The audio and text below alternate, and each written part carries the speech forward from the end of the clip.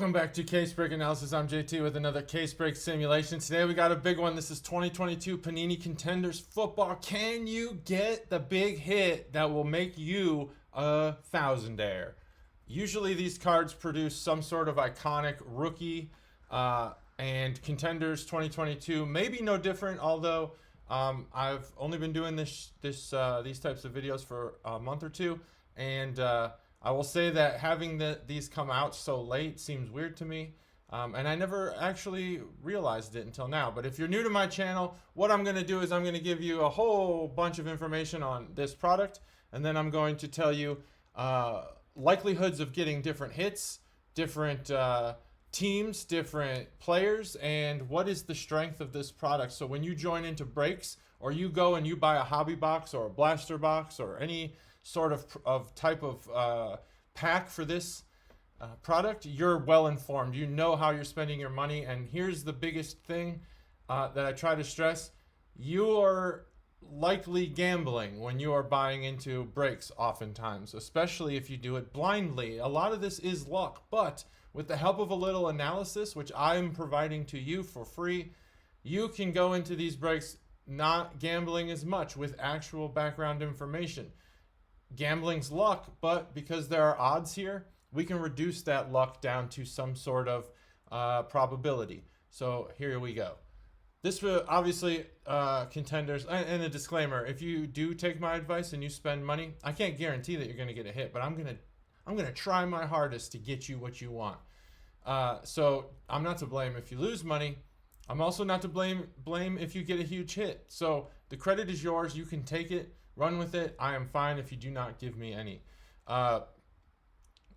Contenders is this ticket design card. It's pretty iconic over the years. It's been around for a long time, dating all the way back to the playoff days.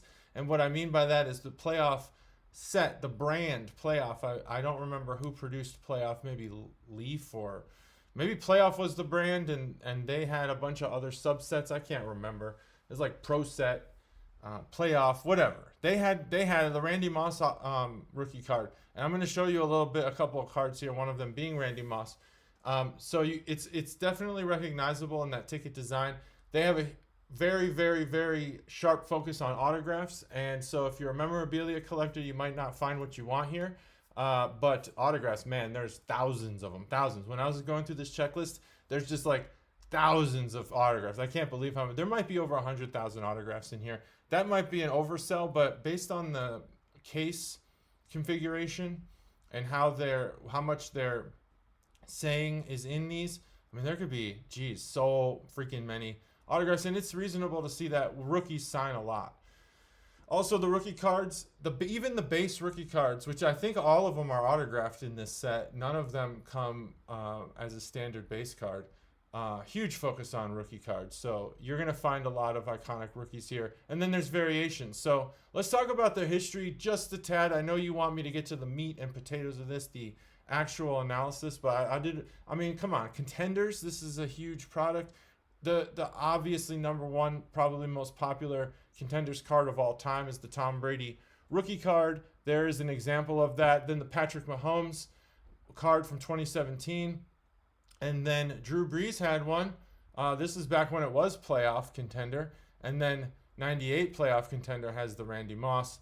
And then there's this Russell Wilson one, which I think given his performance recently probably isn't as iconic, but when I searched for highly sought after Contenders cards that weren't the obvious ones, this apparently is Russell Wilson's most valuable football card. I didn't know that.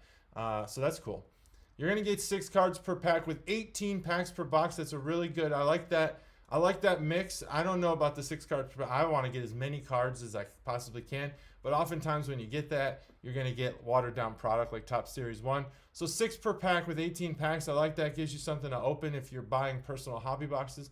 And it doesn't take the breakers a horrible long amount of time to open 18 packs. See, 12 boxes per case. So you're probably looking at a break that's going to last an hour, 45 minutes to an hour if they're efficient.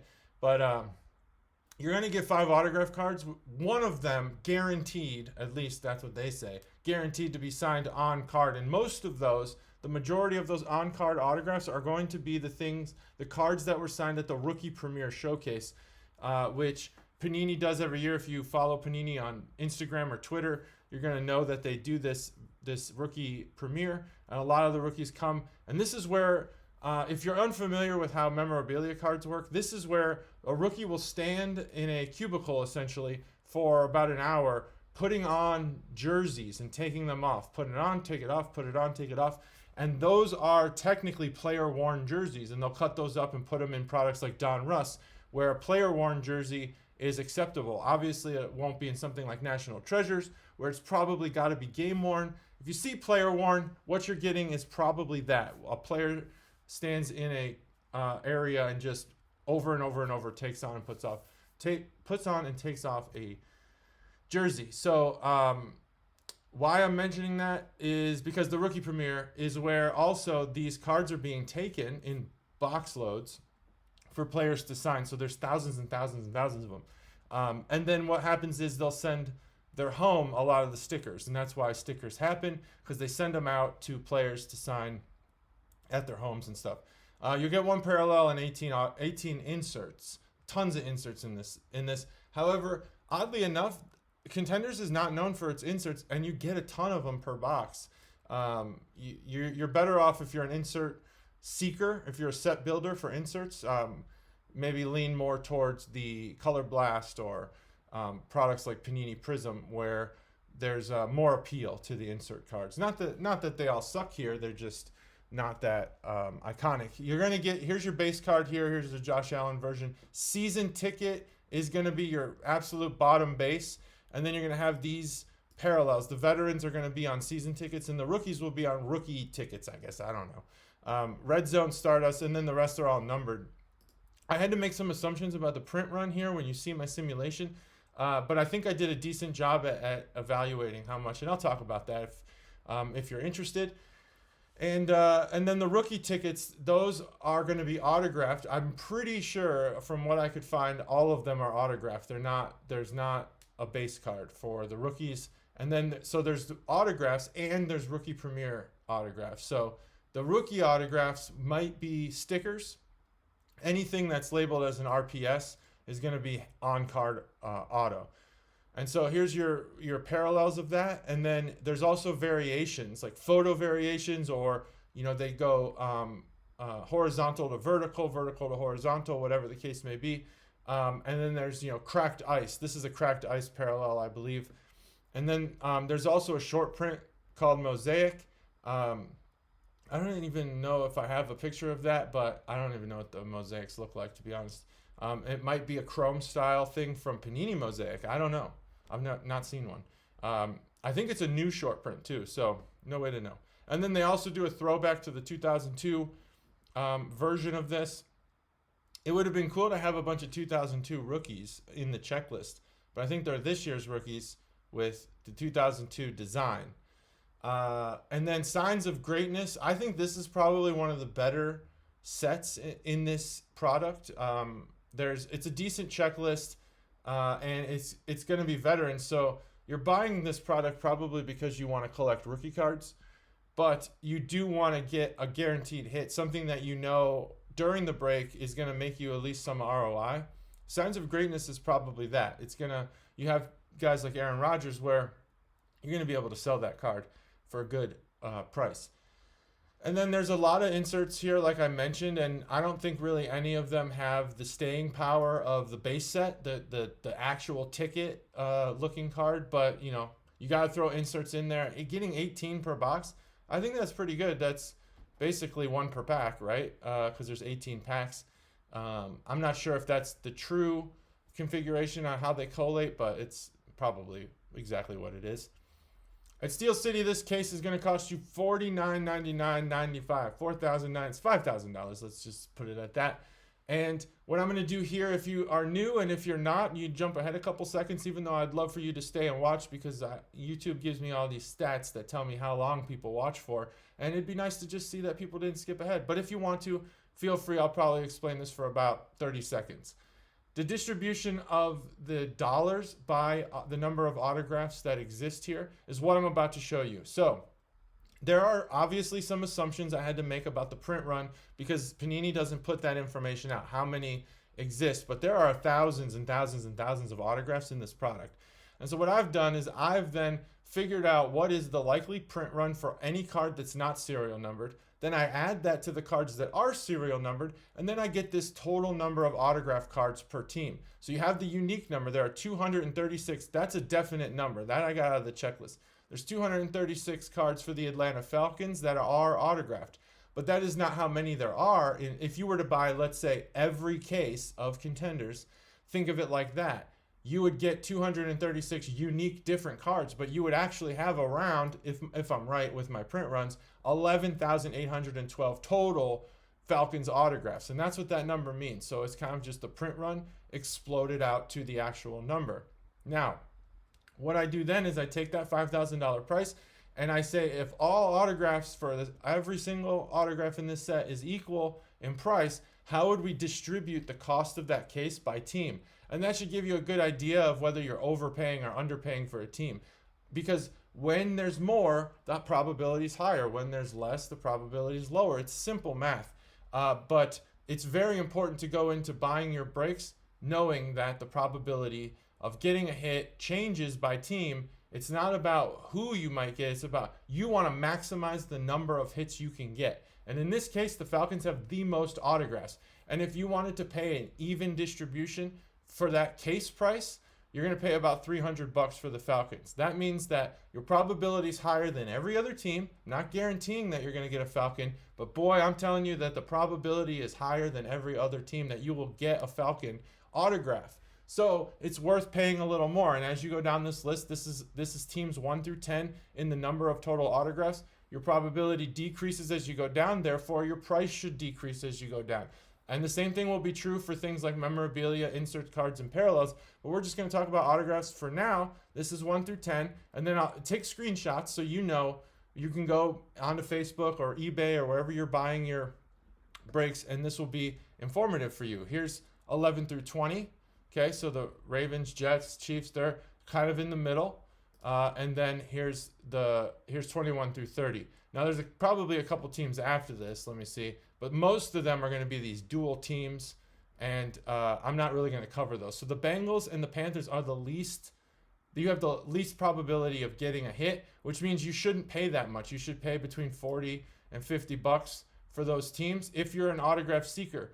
Now remember, I say this because if you're seeking autographs, then paying that price is the price that is reasonable. If you're not, if you're someone who specifically collects parallels, well then it's okay because it matters to your collection to pay a little more for a team that's at the bottom on autographs because you want parallels. That's what your collection is good for. I know that doesn't make a lot of sense to a lot of people because you want the hits, but there they are. So that's teams 1 through 10 right here for the number of autographs and the price you should pay. The Falcons are the highest, therefore should be the most expensive.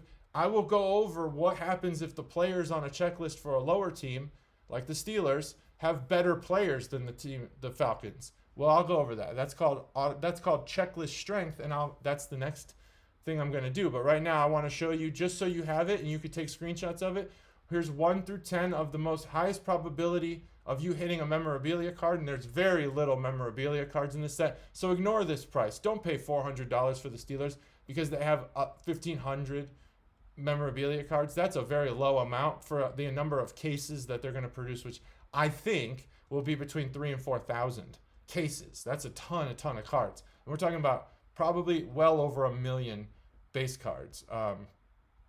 And that's not the print run, that's just total. And then we will do the same. So I'm not even going to show you really the other pages for the memorabilia because there are so few. But let's look at the total number of insert cards. If you're going for those insert cards, which I do this for things like when there's really iconic insert cards like Color Blast. This doesn't have such the iconic history, but if you are an insert card seeker, if you're a set builder, the Chiefs have the most based on the print runs that I've analyzed, about 33,000, 34,000 insert cards total. And if you're an insert card seeker, pay a little more, maybe not 330, but you pay a little more for the Chiefs, even though they're far below the top 10, I think, even for they're like number 13 for autographs. But if you are looking for insert cards, it's worth paying a little more because that's what you collect. Okay.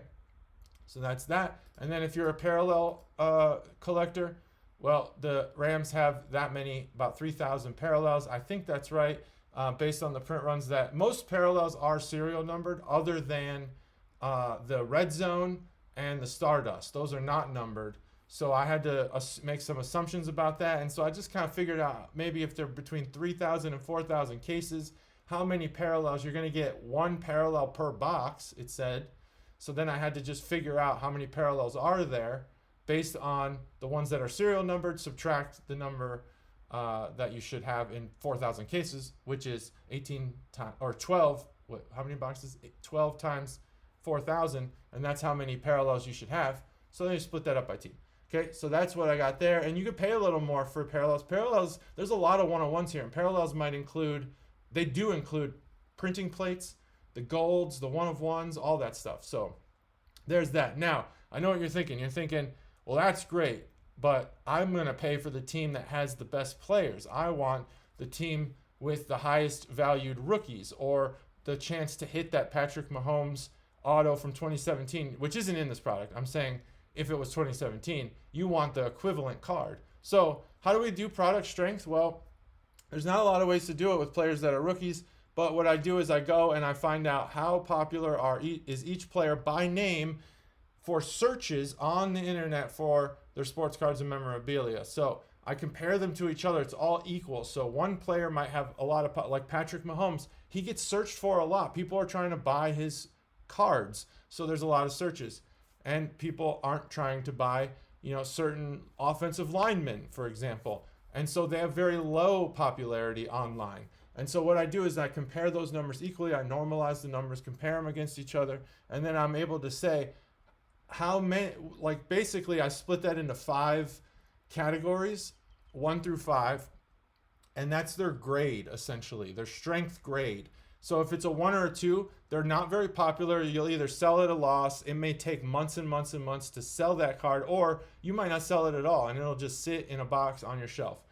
A 4 or a 5 means you probably will sell it. 4, obviously, a little longer maybe, and 5 right away. You'll make a higher profit or a very high ROI on those cards. And that ROI is relative to kind of the standard price. So if 3 is average, your standard price for a memorabilia card would be like $8. I think Beckett's baseline average price for some of these things, like a autograph of a nobody is about $10 to $12. A jersey card of a nobody is about $8. So 4 or 5 is going to make you a higher ROI. I mean, we're talking into the hundreds or even the thousands with some of these players. But I give them that grade, and then I grade the whole team, each team on its own. So with this checklist in particular, just for the autographs, there are 24% of all the cards. If you were to buy every single case of this product, 24% of the cards that you pull would probably fall within a 4 or 5. That's kind of low. That's for autographs only, by the way. That's pretty low, even for Panini. Panini usually sits in the 30 to 35% range for that. But because Contenders is so focused on rookies, sometimes rookies don't play the first season. Sometimes they sit, and we don't know their true value, so it can be deceiving. So we could probably say that the autographs might be around 30% for 4 or 5s, but we don't know yet, because you might have to sit on those cards for a year just to find out if they're worth anything. And I think the highlight of this product really is the coaches' autos. I know that sounds insane because the rookie autos are so plentiful, but I think that that's what makes the coaches' autos such a highlight, is that they're rare. I think Andy Reid might only have 200 or less autographs. I don't remember if it was 200 or under 100. I can't remember. One of these guys, maybe Bill Parcells, only has 60. I think Ditka only has 60. So they're very rare, and I think that might be the highlight. This is the opportunity. When I was looking through my notes, I always take note of who are the new players that have not shown up in any other set as far as autographs go. And Andy Reid and Bill Parcells have not shown up since I've been doing this channel. They have not shown up in another checklist. So you have the chance to get guys that you can't get in a product. You could go to the games and maybe get an autograph. But overall, and this includes inserts, parallels, autos, memorabilia, this product's about a 3.8. That distribution, and I'll show you what that distribution looks like. It's not bad. It's really not bad. They do include a lot of players that are popular, but it's the auto checklist that kind of weighs that down. Probably, I think that if I were to give this a score between 1 and 5, like I do for the entire product, the auto checklist on its own would probably get about a 2.8, 2.9, somewhere in there. It's below a 3. So there you go. It's below average. If you buy that's what I'm saying there is if you bought every case of Contenders, you would probably lose money on this product overall. Okay, but you're not doing that. You're going to buy into case breaks, or maybe you'll buy a personal case or a personal hobby box or some blaster boxes. And really, you want to know which teams have the best strength of checklist. Well, the Falcons, again, have the highest strength. And what that means is they have the most 4s and 5s. And those 4s and 5s are signing the most cards. Because, again, it's not about getting the rarest card. Because that would be stupid. If you were chasing the rarest card, you're literally gambling, and you're gambling poorly. Because what you want is the highest probability of getting a good hit. And in that, you have the highest probability of getting a 5 with the Atlanta Falcons. And then the Texans, the Steelers, the Packers. The Packers are a really strong team here. There's a fair amount of Aaron Rodgers autographs. I think Aaron Rodgers maybe signed 200 autographs for this product. So that's pretty good. And there's some really strong rookies in here. Now that we know that the season has passed, there's some good ones. So the rank of the teams by autograph strength is 1 through 10 here. And then we'll go 11 through 20. And then 21 through 30. And then the remainder of those. Now, after that, we'll look at the strength of the inserts by rank. So here's 1 through 10. I don't know if I really need to go any further than this because people aren't seeking inserts that much. But here they are. The strongest team, again, is the Chiefs. So it's kind of in the same order as how many they have because Panini, sometimes they focus heavily on the rookies like they do in this product. But sometimes with the inserts and stuff and the non-auto cards, they put a lot of players that people like because at least when you get disappointed by the auto you get, at least you're going to be happy with the inserts and the parallels that you get. And that happens with Panini a lot. I've opened a ton of stuff by Panini, and I'm disappointed more than I'm not disappointed. I'll tell you the truth with Panini's products. And then here's the strength of the parallels checklist. The Steelers have the highest strength, and that's probably because of their rookies. The same thing with the Jets and the Patriots. So there you go with that. And then let's see, that's ranked by team checklist strength of parallels. I think I mixed up some of these headers here, but we won't worry about that. But this is the correct one. This is for this whole product. What is the rank of what are the strongest teams when you consider autographs, inserts, parallels, and memorabilia all together? We kind of average them out and see which team comes out on top. The Packers are the strongest team. I don't have a price you could pay for that, but here's 1 through 10 strongest teams based on all those variables. You're going to walk away with the most non-base cards because obviously some of these breaks, base cards don't even ship. So this is the strongest team, the Packers. These are 1 through 10, and then 11 through 20, and 21 through 30, and then the final teams. I'm surprised the Bengals aren't that low because they've been at the bottom of pretty much all of these. But there you go. Now, you're also probably wondering, what happens when I buy this? Do I have to sell these cards right away? Do I have time to get them graded? Yeah, you do, because this is months down here at the bottom. This is between 0 and 60 months since the product's release. So that's why I like this green one here, which is 2022. The product release is going to be in the future, which is actually tomorrow. But there's been some search interest, and I put it there, but not a ton. And over time, search does grow. So if we have our release kind of right here, maybe about the 3rd, 4th month of the year, and this would be January, how many months pass since that day, and how popular is that product? So like you could see from 2015, the thickness of this area chart is pretty steady over time. It basically means that the demand doesn't die down that much. It does have kind of a downward slope. And that means that you really have, well over, look, there's a spike. This is probably another Contenders release, like basketball or something. But if you exclude that from this, you kind of have like a good few years to sell these cards. And oftentimes you have forever, like the Tom Brady or the Patrick Mahomes. So you have time to get these cards graded. That's what this is showing you. You have time to sit and wait for some of these rookies to materialize and become valuable. And that's really what this chart is telling you. If it just had a sharp dip right here, just cut off, that means you got to buy these cards and sell them immediately, because the popularity pretty much fades after another product comes out. But that's not the case here. They last over time. Now, this is the distribution of players in the entire checklist across my grading system 1 through 5. It actually has the most 5s. There's a ton of 5s, and that is because of the insert checklist, because of some of these legendary autograph checklists, like the ones with Aaron Rodgers and Mike Ditka and people like that. So you should be able to sell a lot of these cards. Unfortunately, there's still a lot on this side, and a lot of these 2s are autographs. 3s are autographs, where a lot of these are going to be your inserts and parallels. So keep that in mind. There are definitely a lot of 5s and 4 autographs, but the majority of them sit in the 2 and 3. This is just, think of it, more inserts and parallels. That's why this product has only 24% very popular players. Now, let's just look at the distribution of cards so you know which teams to buy. The teams with the most cards in the set are going to be the ones as follows: Chiefs, 49ers, Vikings. Here's the next 11 through 20. This is just by how many cards they have total. All autographs, all base, all inserts, all parallels. There you go. There's page 3, and then there's page 4. So that's how you rank by that, top, highest to lowest. And if you're looking to get a hit, sometimes these don't match up. Like this team here, the Ravens, they actually have 226 unique cards, but this team with 200, the Chargers, have more actual cards when you look at the print run. That's why it's important to look at total cards, because we're considering print run. You have the highest probability, again, in this order. Number of cards by print run, this product has 2,116 one-of-ones.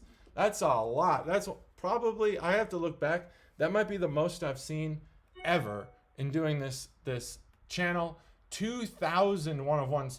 You have, if let's say they are making 4,000 cases, that means that there's probably a one-of-one in every other case. That's crazy amount of one-of-ones. They're going to flood the market with one-of-ones. And then there's some 1-of-3s. Actually, there's only one of them, and it's this print run to 3, so that's that. There's some 4s, 5s. This is the print run column here, and then this is how many total cards there are, and this is the number of unique ones. So I just want to show you the one-of-ones there. And then if you are looking for one-of-ones, here's the number of one-of-ones by team. The Falcons have 107 one-of-ones. The Cowboys have 88. You can look at this list. I don't need to read it to you. Here it is. That's 1 through 10. And then I can show you the next page so you don't buy some of these teams with less. Actually, what I'll do is I'll just show you the top and then the bottom number of one-of-ones. I just got to find them. I think it's page 3. Yep. So the team with the least amount of one-of-ones is going to be the Panthers. And there you go. Then the Bengals have 27. So not bad. So there you go. I think is that right? No, yeah. Okay. So those are the one-of-ones. If you're looking for the most, here they are right here. Again, take a screenshot, use that. Those are for one-of-ones if you're a one-of-one seeker. Now, the rarest cards in this set, the only reason I show this table is just to tell you, yes, there's a lot of one-of-ones, but some of them have a few one-of-ones per set, per insert set, or per autograph set. Like in this case, the veteran ticket stub autograph. Some of these veteran ticket stub autographs are not one-of-ones. They're one-of-2s, one-of-3s, one-of-5s, whatever. There is one that is a one-of-one, and that is going to be the single rarest card in this entire set. So if you pull a veteran ticket stub autograph one-of-one, you have received the single rarest card in this entire set. Now the rookie ticket stub RPS, there's 2 of them that are both one-of-ones, so that's also very rare. And then the rarity kind of goes up from here. The reason why I show you that is just because people don't realize sometimes how rare a card might be, especially those one-of-ones.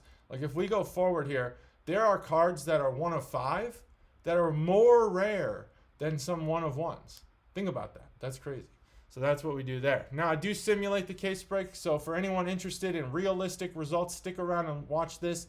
I simulate the case breaks so you could have a realistic example of what happens when the collation is done based on 18 inserts, 1 parallel, 5 autographs per box, and the whole checklist by print run. What are you going to get out of this? Well, I do 20 case breaks, and then first I'm going to show you just one case, number 20, and then I'm going to show you all 20 together. So there is a 1 of 1 here, and like I said, you might get one every other case, one every 1.5 cases, something like that. And then this is sorted by print run. So there's some low print run stuff in this case, a 25, a 36, 1 out of 41. That's cool. And then, there's some decent names in here. Cooper Cup, that's an insert card, but it is out of 25, so that's not bad. And let's just look at like the autographs and see if anything out of this one case really is going to make us any money. So there might be some stuff in here. I'm not 100% sure. Kenny Pickett, we did get 1 out of 75 for that. Rookie ticket, RPS red zone variation. And don't get distracted by the 49ers because Brock Purdy is not in this set as far as I could tell. Aiden Hutchinson, that's good. So I did get some decent autographs, and I got a 1 of 1, so that's really good. Now, does that matter to you? I hope it does, because it's a realistic example of what you should expect. And when we look at that, what was the distribution of cards by team? It's different than what it is for the entire product. The Colts actually came out on top in my simulation, giving me 58 Colts cards in one case, 57 Chiefs in one case. Keep in mind, some of these are base and parallels, and those 18 insert cards. 49ers, I got 56 of those. So here you go in order. And the team that I got the least amount of cards from, well, I got some of these dual teams. Those are like players that play together or play against each other, or whatever they are. And then the Panthers, Titans, Commanders, Giants, those are the least that I got in this simulation. So, and that might actually be a realistic sample set of what you'd get in a real case break. So keep that in mind and use that in your analysis. Now, some people have asked, like, what are you getting in this simulation? Are you getting any 1 of 1s? Yep, I got this one. The rookie ticket printing plate cyan of Marcus Jones. That was a 1 of 1. And I did get a coach's ticket, which I wanted to that's a notable card that I consider notable, of Mike McDaniel. Is it worth anything? Who knows? I have no idea if Mike McDaniel's even sought after autograph. And then same thing. Now I'm talking about the 20 cases. So for 20 cases, it looks like I got, let's see, 4, 8, 12. It looks like I got 12 1 of 1s in 20 cases. So that measure of about 1 every other case is pretty close. So I got 12. So if you want to get 12 1 of 1s, you need to open 20 cases. That's what I'm saying here. And here they are. If you're interested, look at it. If not, it's fine. And then notable cards that I think I got. I don't really care about these Sunday ticket signatures. What I really wanted was the signs of greatness. But I didn't get any of those. And that's just because I put in my code, hey, if you find the word sign anywhere, let's print that here to this table. And I didn't get any signs of greatness. That's a bummer, but I did get some coach tickets, which I love. Mike McDaniels, Andy Reid, got that. That's cool. I got that auto now. No, I don't. This is a simulation, obviously. 2 Mike McDaniels. Dang, that's too many. 3 of them. That's way too many. I don't want 3 Mike McDaniels cards. But that's what you could reasonably expect out of this simulation. So for 20 cases, let's smooth out the anomalies. And okay, it's not the teams that I got above. It's actually it's not the Colts anymore. I think that was the team that was first. It's the Chiefs. The Chiefs gave us the most in 20 cases. So if you open 20 cases, you should see that the Chiefs are the card that you get the most of. And this is for all cards again. Rams, 49ers. And then the team that you get the least of, they're going to be those dual ones. And then I always have to, I should get rid of those dual ones when I do these videos. So the Panthers, Titans, Jags, and Giants are going to be the teams you're going to get the least number of cards for. Whereas these are going to be the teams you're going to get the most. I did get those 12 1 of 1s, and here's the teams that I got. I didn't get any teams where I got multiple 1 of 1s for. So I got them for these teams, and that is a fair representation of the probability distributed by 1 of 1s. Probably are going to get the teams that have more of them in the set, and there they are. And then by card type, by pull type for 20 cases, I got 86 autographs from the Falcons, which makes sense. That's 20 more than the next team down because they have the most autographs in the set. They have like 1,000 more than the next team below them. So 86 autographs from the Falcons, 67 from the Eagles. This is all simulation of the realistic results based on the checklist. Take screenshots. If you're seeking autographs, buy these teams. If you're seeking inserts, buy these teams. If you're seeking memorabilia, buy these teams. And if you're seeking parallels, buy these teams. Just, use the little zoom thing on the bottom of YouTube and take a screenshot so you are making an informed decision. Overall, I think that this product is around average. It's obviously an iconic thing that's been around for a long time. It's got a great history, and their focus is exceptional when it comes to autograph cards. They get hundreds of subjects and thousands and thousands and thousands of different autographs for those hundreds of subjects. I think that's the highlight of this product. The rookies obviously will do a lot, especially if those players become as great as someone like Tom Brady. And the design, it can work for things like the legendary status of some of these rookie cards. You get that with the rated rookie. You get that with Contenders, the ticket design.